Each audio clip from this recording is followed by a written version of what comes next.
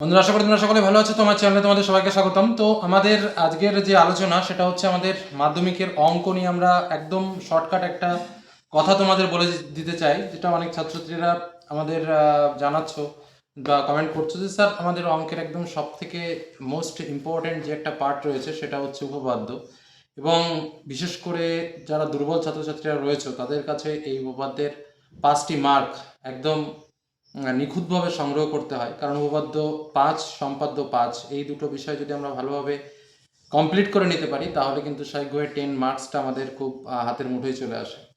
কিন্তু আমরা যদি আমাদের পার্টটাকে দেখি তাহলে আমাদের বৃত্ত সম্পর্কিত উপপাদ্য যেখানে দুটো উপপাদ্য রয়েছে, বৃত্তস্থ কোণ সম্পর্কিত উপপাদ্য যেখানে আমাদের 3টে উপপাদ্য রয়েছে, বৃত্তস্থ চতুর্ভুজ সংক্রান্ত উপপাদ্য যেখানে একটা, আর বৃত্তের স্পর্শক সংক্রান্ত উপপাদ্য যেখানে আমাদের 3টে উপপাদ্য, তারপরে রয়েছে পিথাগোরাসের উপপাদ্য যেখানে দুটো উপপাদ্য রয়েছে 49-50, আর একটা রয়েছে সদৃশ্যতা যেটা হচ্ছে আমাদের 48 নম্বর উপপাদ্য।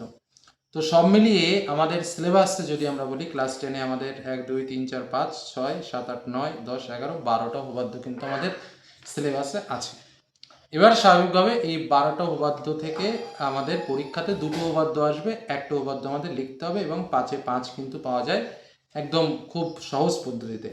তো আজ আমি তোমাদের সামনে জাস্ট কয়েকটা উপপাদ্য বলছি যে উপপাদ্যগুলো আসার সম্ভাবনা এবছর যে খুবই অল্প।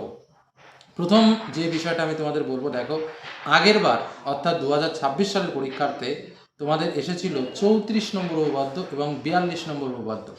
34 নম্বর উপপাদ্য মানে কোনটা? যেটা হচ্ছে তোমার বৃত্তস্থ কোণ সম্পর্কিত উপপাদ্য থেকে তোমাদের এসেছিল যে কোনো বৃত্তের একটি বৃত্তচাপের দ্বারা গঠিত সম্মুখ কেন্দ্রস্থ কোণ ওই চাপের দ্বারা গঠিত যে কোনো বৃত্তস্থ কোণের দ্বিগুণ। এটা কিন্তু 2026-এ চলে এসেছে, অর্থাৎ বৃত্তস্থ কোণ সম্পর্কিত উপপাদ্য থেকে 34 নম্বর উপপাদ্য কিন্তু আমাদের এর আগের বার এসেছে, যে কারণে এবার কিন্তু এই চ্যাপ্টার অর্থাৎ এই বৃত্তস্থ কোণ সম্পর্কিত উপপাদ্য এখান থেকে পরীক্ষায় আসার সম্ভাবনা নেই বললেই চলে। যদিও আসে 35 আর 37 আসতে পারে, কিন্তু এবছর কিন্তু টোটালি এই পার্টটা অর্থাৎ বৃত্তস্থ কোণ সম্পর্কিত উপপাদ্য থেকে কিন্তু উপপাদ্য আসার সম্ভাবনা কম। 1 নম্বর কথা বলে দিলাম। দ্বিতীয় যে উপপাদ্যটা তোমাদের এসেছিল সেটা হচ্ছে বৃত্তের স্পর্শক সংক্রান্ত উপপাদ্য, অর্থাৎ 42 নম্বর আমাদের উপপাদ্য। তো 42 নম্বর উপপাদ্যটা কি ছিল?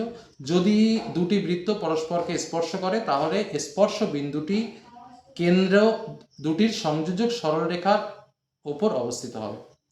এটা হচ্ছে বৃত্তের স্পর্শ সংক্রান্ত উপপাদ্য। তাহলে একদম বেস কনসেপ্টটা আমরা একটু বোঝার চেষ্টা করি।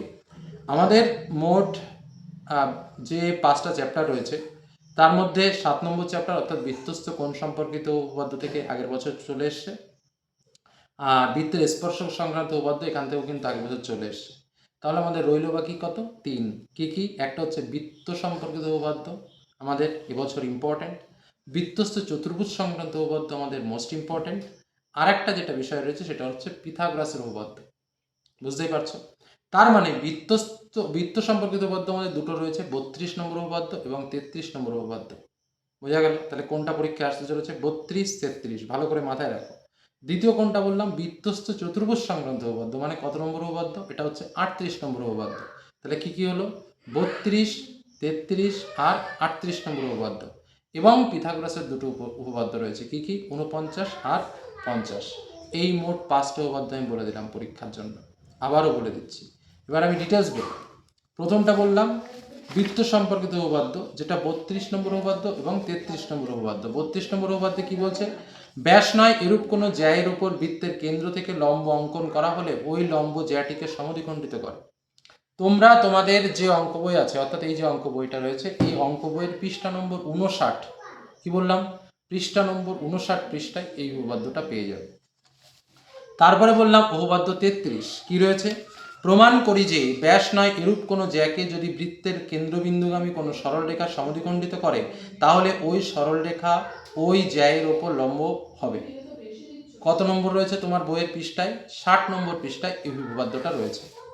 নেক্সট আমরা যেটা যাব সেটা হচ্ছে মোস্ট ইম্পর্টেন্ট আরেকটা উপপাদ্য, বৃত্তস্থ চতুর্ভুজ সংক্রান্ত উপপাদ্য, অর্থাৎ উপপাদ্য নম্বর 38। 38-এর উপপাদ্যতে কি বলছে? 38-এর উপপাদ্য বলছে বৃত্তস্থ চতুর্ভুজের বিপরীত কোণগুলি পরস্পর সম্পূরক। তোমরা তোমাদের বইয়ের পৃষ্ঠা নম্বর 164 পৃষ্ঠাতে পেয়ে যাবে। আমি একদম পেজ নম্বর উল্লেখ করে দিচ্ছি। নেক্সট আমাদের চলে যাব পিথাগোরাসের উপপাদ্য, যেটা আমাদের 49 এবং 50 নম্বর উপপাদ্য। কি রয়েছে 49 নম্বর উপপাদ্যে? যে কোনো সমকোণী ত্রিভুজের অতিভুজের উপর অঙ্কিত বর্গক্ষেত্রের ক্ষেত্রফল অপর দুই বাহুর উপর অঙ্কিত বর্গক্ষেত্রের ক্ষেত্রফলের সমষ্টির সমান। তোমরা তোমাদের বইয়ের পৃষ্ঠা নম্বর 285 পৃষ্ঠায় এই উপপাদ্যটা পেয়ে যাবে। আরেকটা হচ্ছে উপপাদ্য 50, যেটা পিথাগোরাসের বিপরীত উপপাদ্য নামে পরিচিত। যে কোনো ত্রিভুজের একটি বাহুর উপর অঙ্কিত বর্গক্ষেত্রের ক্ষেত্রফল অপর দুই বাহুর উপর অঙ্কিত বর্গক্ষেত্রদ্বয়ের ক্ষেত্রফলের সমষ্টির সমান হলে প্রথম বাহুর বিপরীত কোণটি সমান হবে। এটা তোমরা পেয়ে যাবে তোমাদের বইয়ের পৃষ্ঠা নম্বর 286 পৃষ্ঠায়। তাহলে সর্বসাকুল্যে আমরা তোমাদের কি কি পড়তে বললাম একবার একটু মনে করে দিই। 32, 33, 38, 49, 50, এই 5টা উপপাদ্য একদম মাথার মধ্যে রেডি করে নাও। হাতে অনেক সময় আছে, এই সময়টাকে কাজে লাগাও এবং এই 5টা উপপাদ্য রেডি করে থাকলে আশা করছি দুটোই তোমরা কমন পাবে। দুটোই তোমরা কমন পাবে, কারণ তোমাদের পরীক্ষাতে একটা লিখতে হবে, দুটো আসবে, দুটোই তোমরা কমন পাবে। তবে একটা যেহেতু আমাদের লিখতে হবে, একটা 100% কমন কিন্তু তোমরা পাবে এই 5টা উপপাদ্য ভালো করে পড়লে। এর থেকে সহজ সাজেশন আর হয় না। সে লাস্ট মিনিট হয়তো আরেকটা কমাতে পারে, কিন্তু প্রত্যেকটা ক্ষেত্রে একটা রিস্ক থেকে যায়। কিন্তু এই 5টা এমনই জায়গা যেখানে কোনো রিস্ক নেই।